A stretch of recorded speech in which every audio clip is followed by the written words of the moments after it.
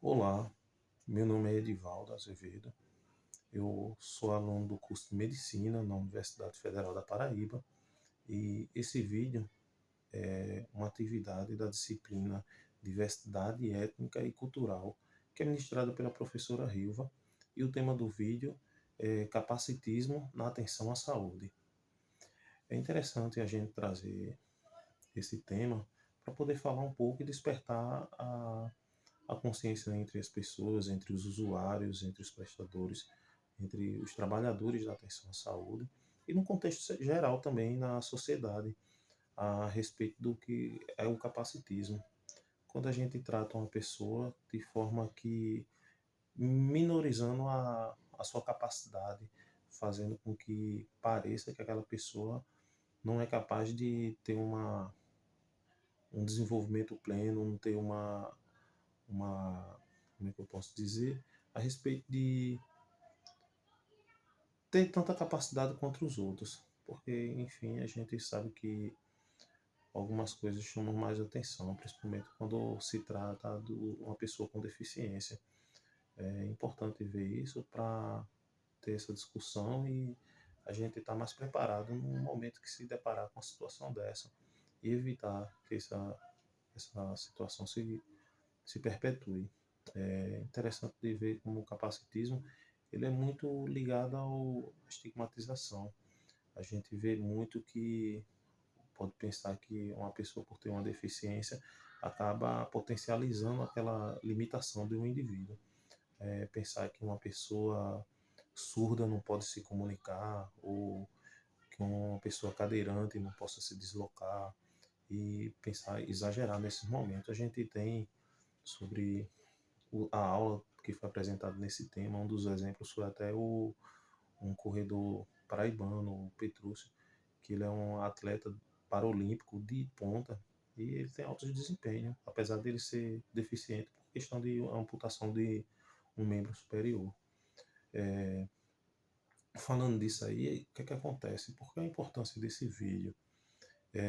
A gente pode destacar principalmente o impacto que isso vai causar na saúde, que é o foco da disciplina.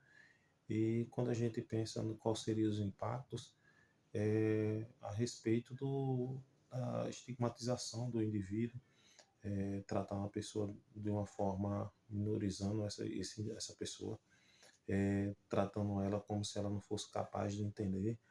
Já vi, inclusive, até exemplos de uma disciplina quando eu paguei na UFPB de Libras, e a gente viu um exemplo de uma professora que ela também trabalhava, ela era intérprete de Libras no serviço de saúde, e ela contou uma situação que foi que ela estava acompanhando uma pessoa surda e fazendo a tradução em Libras para esse indivíduo.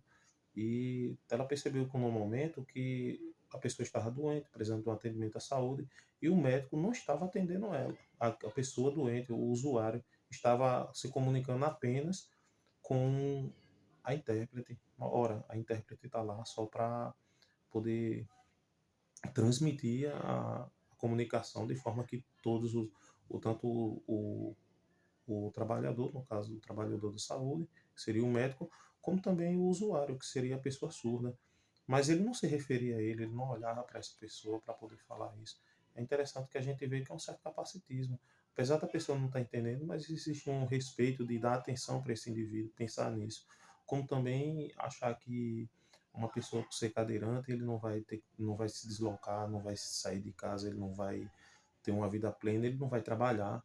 Isso não é uma verdade, é uma coisa que tem que ser quebrado, esse pensamento tem que ser estruturado também, como também na hora do atendimento à saúde, porque esse tipo de atitude gera uma hostilidade e gera um receio, gera um mal-estar para uma pessoa que sofre esse tipo de capacitismo, esse tipo de situação, que pode afetar aquela pessoa a não querer buscar mais o serviço de saúde, pode atrapalhar a sua recuperação, o seu tratamento, o seu acompanhamento.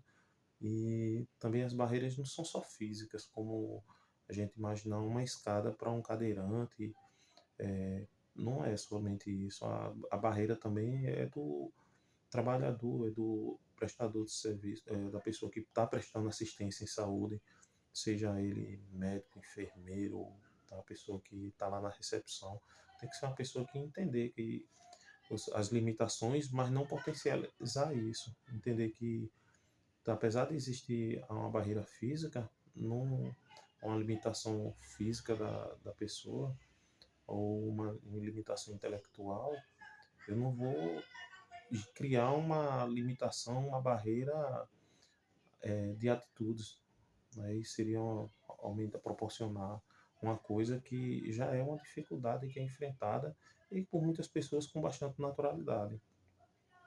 É, sobre isso também a gente pode pensar dessa forma que quebrando essas barreiras a gente pode alcançar um caminho para a inclusão, poder fazer que essas pessoas que sofrem esse tipo de situação possam participar de forma plena na sociedade, possam ter suas vidas, apesar de alguma limitação, mas é interessante pensar isso quando as pessoas que normalmente provocam isso, ou por algum preconceito ou falta de conhecimento, esquece da pluralidade, né? Porque apesar de uma pessoa ter alguma limitação por deficiência, mas também a gente tem, para pessoas ditas normais, também tem limitações. Pessoas têm limitações de memorização, tem limitação de fala, tem limitação de habilidade, alguma habilidade, ou uma limitação de falar, de cozinhar, ou de ter alto desempenho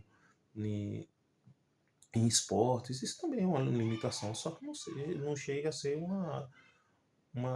não é uma deficiência, mas é uma limitação. Então a gente tem que pensar nas formas da pessoa como pluralidade. Então, porque as pessoas que são ditas normais acabam achando que tem uma certa superioridade contra outras pessoas com algum tipo de deficiência. E qual é interessante para a gente combater isso? São políticas públicas, são treinamento com as pessoas, principalmente aqueles que atendem ao público, é inclusão de pessoas com deficiência. Hoje já existe normas que garantem o acesso às pessoas no, em concurso público, uma cota de 5%. Também existe essa mesma cota para a inclusão de pessoas com deficiência em universidades públicas, também em concursos públicos. Isso já é uma realidade. Isso é interessante porque quando é aplicado esse tipo de inclusão, faz com a participação maior e faz com um contato maior das pessoas que são ditas normais poderem ter contato com pessoas de deficiência de todos os tipos, seja ela física, intelectual, sensorial. E isso vai mostrando que você vai perceber que essas pessoas têm plenitude em suas atitudes, têm plenitude em suas vidas e podem desenvolver seus papéis, suas atividades, seus deveres acadêmicos, pessoais, familiares.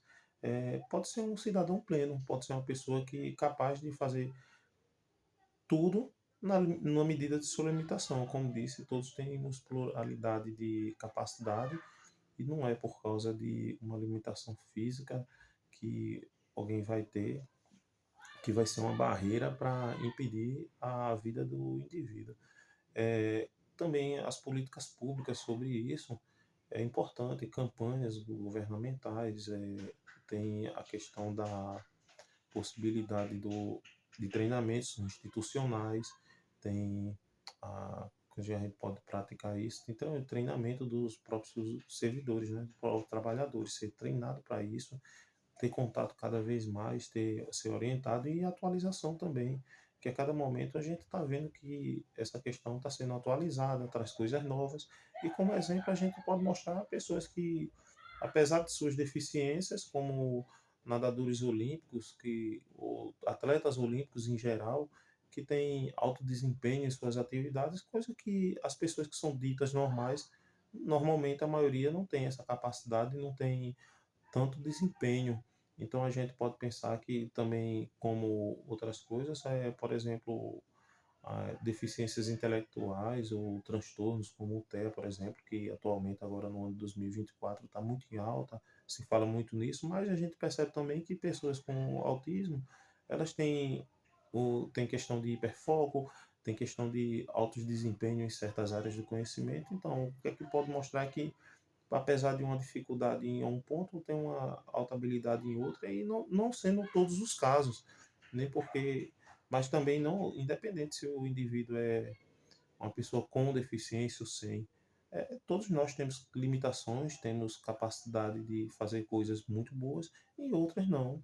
E assim é interessante pensar nisso, porque quando traz esse pensamento de capacitismo, não potencializar algo que já é uma limitação, algo que já é difícil, e pensar nisso como somente uma condição, que é um indivíduo normal e que, se precisa de algo, seja uma pessoa que não tem uma capacidade plena, uma pessoa que é amputada de um membro inferior, que se tome as necessidades para que essa pessoa tenha possibilidade de, como ou uma muleta, ou uma prótese de um pé, ou algo desse tipo, que essa pessoa possa viver sua vida e seguir em frente, como todos nós, como a gente, no caso, usa um óculos, como a gente usa um cinto para poder segurar uma roupa, é algo totalmente normal, como uma pessoa que tem alguma dificuldade de mobilidade usar uma muleta. Pensar dessa forma, que a diferença não seja potencializada, e quebrar estigmatização, essa estigmatização, e entender essa pessoa como um indivíduo pleno, um cidadão, e que tem acesso a todos os serviços, seja de saúde, educação, profissional, e não ficar minorizando. E essa é a minha fala, eu agradeço a oportunidade e espero que sejam feitos, tirem suas dúvidas, pesquisem sobre isso. Existem cartilhas do governo federal sobre isso no site do governo, que orienta sobre esse tema. E também hoje a gente vê muita comunicação oficial, que é importante a gente se informar, ler com mais atenção, conhecer mais. Essa fala é resultado de uma pesquisa sobre o tema, de forma sucinta, bem resumida, mas espero que tenha despertado o olhar sobre o tema. Muito obrigado.